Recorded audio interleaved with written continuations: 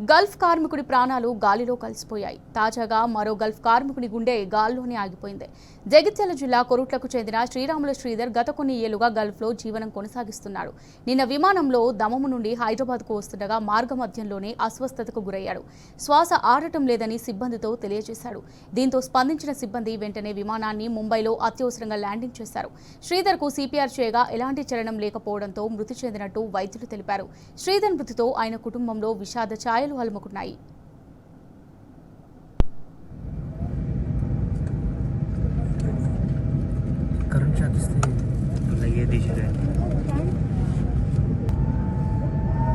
Once again, a very good morning, ladies and gentlemen.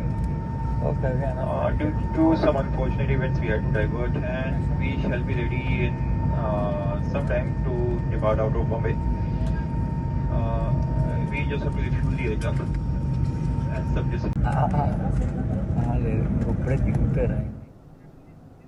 Jagtial జిల్లా కొరుట్లకు చెందిన శ్రీరాములు శ్రీధర్ గత కొన్నేళ్లుగా గల్ఫ్లో జీవనం కొనసాగిస్తున్నాడు. నిన్న విమానంలో దమము నుంచి హైదరాబాద్కు వస్తుండగా మార్గం మధ్యలోనే అస్వస్థతకు గురయ్యాడు. శ్వాస ఆడటం లేదని సిబ్బందితో తెలియజేశారు. దీంతో స్పందించిన సిబ్బంది విమానాన్ని ముంబైలో అత్యవసరంగా ల్యాండింగ్ చేశారు. కానీ అప్పటికే శ్రీధర్ మృతి చెందారు. దీనికి సంబంధించి మరిన్ని డీటెయిల్స్ మా రిపోర్టర్ సందీప్ అందిస్తారు. సందీప్, దీనికి సంబంధించి పూర్తి డీటెయిల్స్ ఏ విధంగా ఉన్నాయి? రైట్, జగిత్యాల జిల్లా కొరుట్లకు చెందినటువంటి వ్యక్తి శ్రీరాముల శ్రీధర్ అనే వ్యక్తి దాదాపు 3-4 ఏళ్లుగా గల్ఫ్ కు వెళ్తూ వస్తున్నటువంటి క్రమం. ఈ సందర్భంగా ఆయన తిరిగి ఇంటికి వచ్చేందుకు సిద్ధమయ్యాడు.